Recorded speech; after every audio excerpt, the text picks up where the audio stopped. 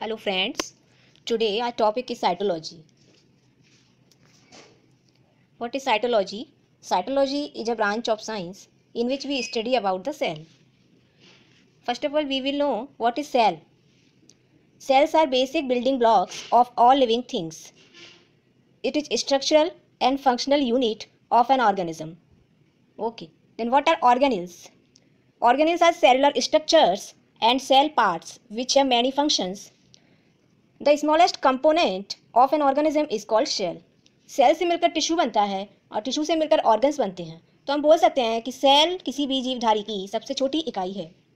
A cell can replicate itself independently, so it is called basic building blocks. Each cell contain cytoplasm. Cytoplasm is fluid like structure and cytoplasm contain protein, nucleic acid and lipid molecules. We will know definition of biology. The study of cells from its basic structure to the function of every cell organelle is called biology. Robert Hooke, scientist, in 1665 discovered cell, but their compound microscope magnification was not high.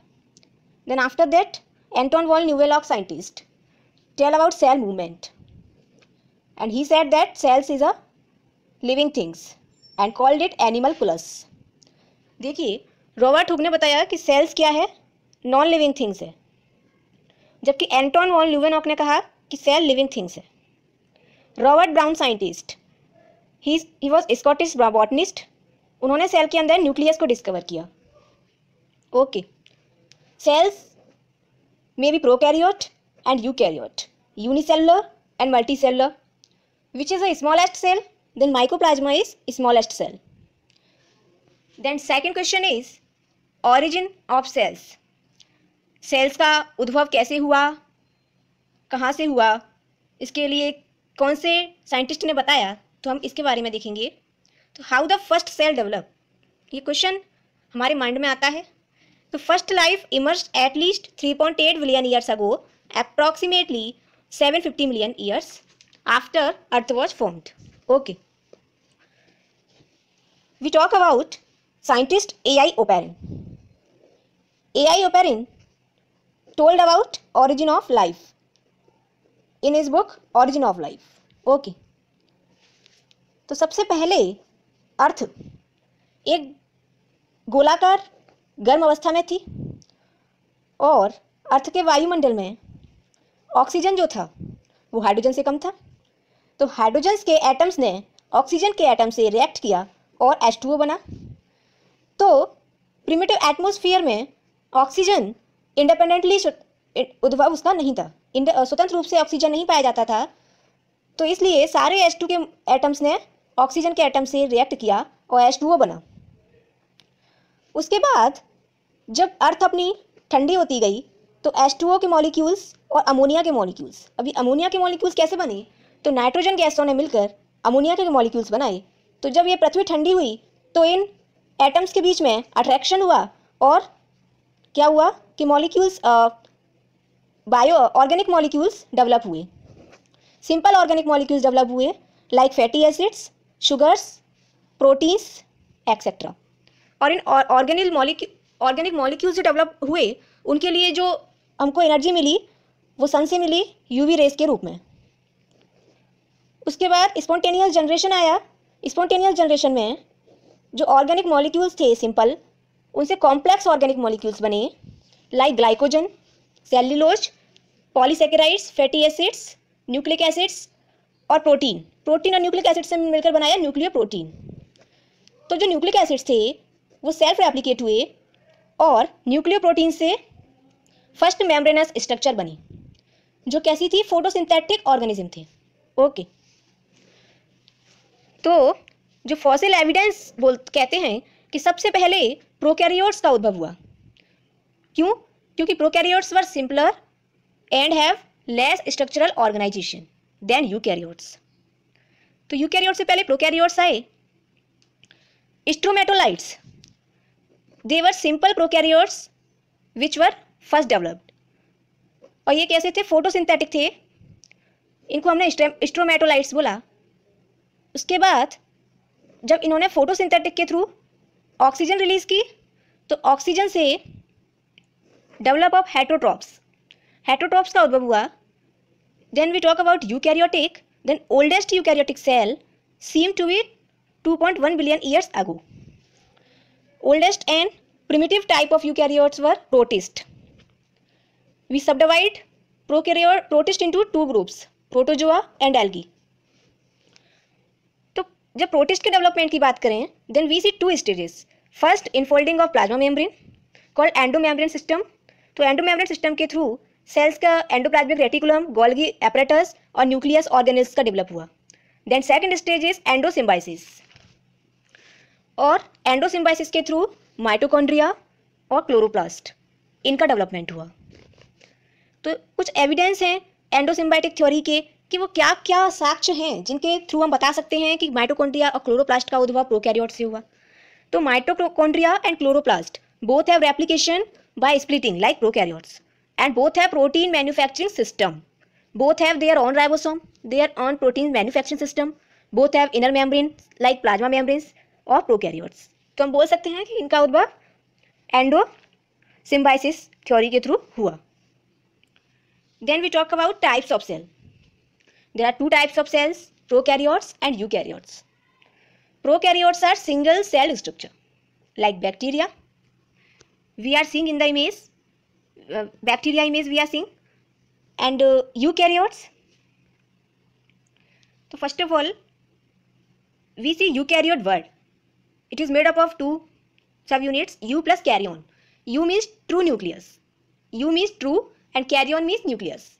Then eukaryotes have true nucleus which means enclosed within a nuclear membrane. They are multicellular, either unicellular, contain membrane bound organelles. Eukaryotes belong to domain Eukaryota and they have emerged approximately 2.1 to 1.6 billion years ago during Proterozoic era. Okay. Then we talk about its examples. Then eukaryotes examples are plants, fungi, animalia and protists. They include under eukaryotes category. Eukaryotes reproduce by both asexually through mitosis and sexually through meiosis. But prokaryotes only reproduce through mitosis. इनकी history की बात करें तो जो concept है eukaryotes का वो Edward Chatton ने दिया, and eukaryotes term given by Roger Stanier and van Niel and Constantin Mereschkowski. इन्होंने बताया कि plastids were reduced cyanobacteria in symbiosis with a non photosynthetic host. Okay, इन्होंने प्लास्टिक्स के बारे में बताया। Then we talk about Lynn Margulis scientist. They introduced about evidence for endosymbiosis. Then we talk about eukaryote cell features. They are much larger than the prokaryotes, volume of around 10,000 times greater than prokaryotes, and variety of internal membrane bound structure called organelles found, and a cytoskeleton composed of microtubules. Microtubules like microfilaments and intermediate filament. The organelles and microtubules define cell shapes and organization. If we talk about origin of eukaryotes, then we see different types of theories about this. First of all, we see syntropy hypothesis. Syntropy hypothesis is contrast to hydrogen hypothesis. It says origin of eukaryotes based on metabolic activity between a methanogenic archaea and delta proteobacterium. Okay, तो methanogenic archaea जो है और delta प्रोटियोबैक्टीरियम इनके Symbiosis से eukaryotes का nucleus और cytoplasm develop होता है। Then we talk about hydrogen hypothesis. In it we see symbiotic linkage of an anaerobic and autotrophic methanogenic archaea with an alpha proteobacterium gave rise to eukaryotic cell. Then we see about serial endosymbiosis hypothesis. It says it tells about a union between a motile anaerobic bacteria and a thermoacidophilic Crenarchaea.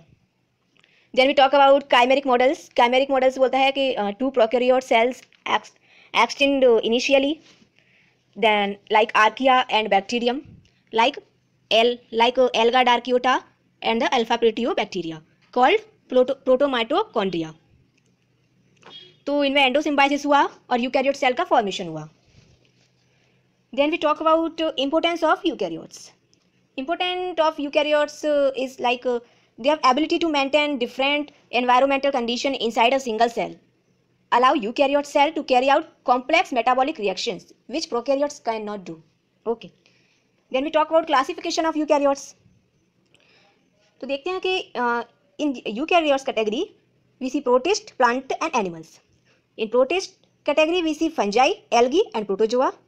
और if we talk about plants then seed plants, ferns, mosses, they include under plant category, and animals में vertebrate and invertebrate. Then we talk about prokaryotes. Prokaryotes में eubacteria and archaebacteria, two subgroups. eubacteria के अंदर gram positive, gram negative, non gram negative, actinomycetes, cyanobacteria ये आते हैं। और archaebacteria में methanogens, halogens और thermoacidophiles. Okay, then we talk about virus. Virus is a link between prokaryotes and eukaryotes. Virus को हम ना तो प्रोकैरियोट्स में रख सकते हैं ना यूकैरियोट्स में रख सकते हैं, because they are not free living organism. Okay, इनको होस्ट की जरूरत पड़ती है अपनी मल्टीप्लिकेशन के लिए। तो हमने इतना पढ़ा। ओके, आज के लिए इतनी काफ़ी है। Thank you.